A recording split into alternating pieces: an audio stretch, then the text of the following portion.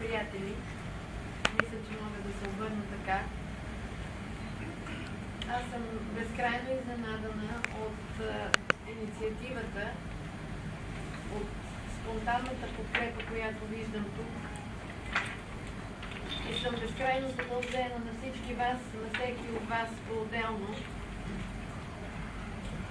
Няма да престана да се вълнувам, защото днес заставам очи в очи с хората, които са ме подкрепили през многото години, в които сме работили заедно за Бургас, заедно за каузата на Бургас.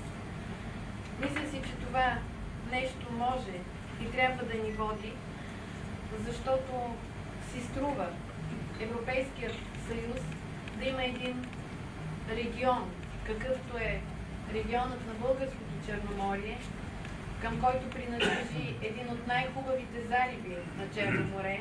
Това е нашият Бургаският залив.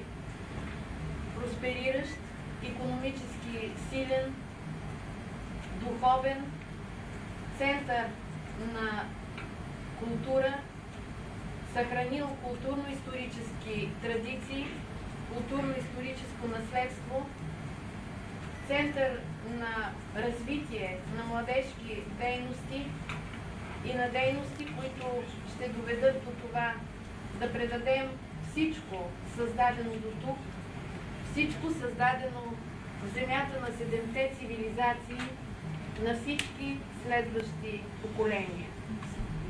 Тук са се трупали пластове, история, култура и ние нямаме право да не положим усилия, които да доведат до това Бургас и регионът да бъдат признати и да бъдат това, за което всеки от нас е мечтал и продължава да мечтае.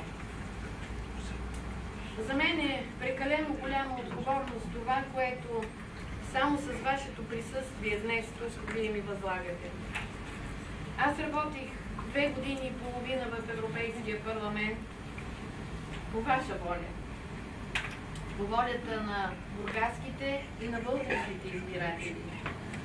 На 6 януари 2007 година ние влязохме в Европейския парламент под знамето на България и от този ден до момента ние продължаваме да защитаваме и аз продължавам да защитавам интересите на българските граждани, интересите на България и разбира се, в моята мисъл, в моите думи, в моите действия, в моите дела винаги е стоял Бургас.